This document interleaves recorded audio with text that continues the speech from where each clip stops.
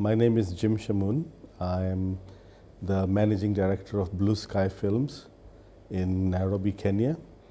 It is probably the biggest film company in the Great Lakes region in East Africa. And we do a lot of service work for the whole region, from Sudan down to Zambia, to Rwanda, Burundi, Zaire, Uganda. The whole region basically is covered by us. And we, as a result, we get involved with some very large Hollywood productions, European productions. We do a lot of work for German companies and all of Europe, basically. It's a comedy. Very few African comedies out there. And it's a very funny story of a guy who, you know what happens in Africa is that when it's a big national day, and in this book it's the president's birthday, he lets all the prisoners out of jail. Okay, so they get forgiven. Okay. So he goes out and he starts immediately getting into trouble. Then there's a lot of misunderstandings. And then suddenly he's the captain of Nakara. Okay. There is some very good comedy in Kenya right now. There is a very good stand-up show that is running on TV. There are some other comedies which are not so sophisticated, perhaps.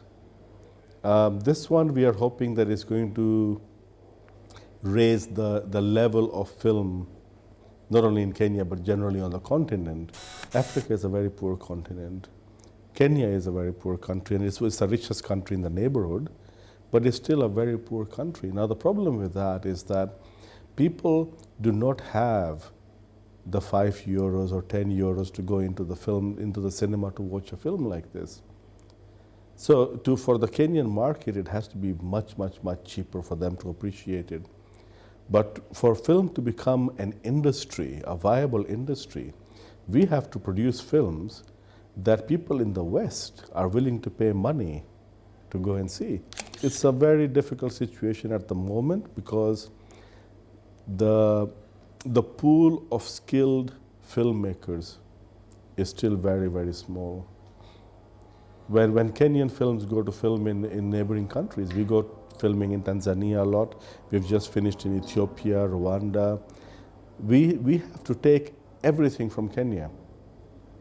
Silent generators, lights, grip equipment, even the transport in a lot of situations. Sometimes even somebody to come and cater, to supply food to the crew. Yeah? Everything comes from Kenya. 6 years ago, 7 years ago, there was less than 20 registered film companies in Kenya.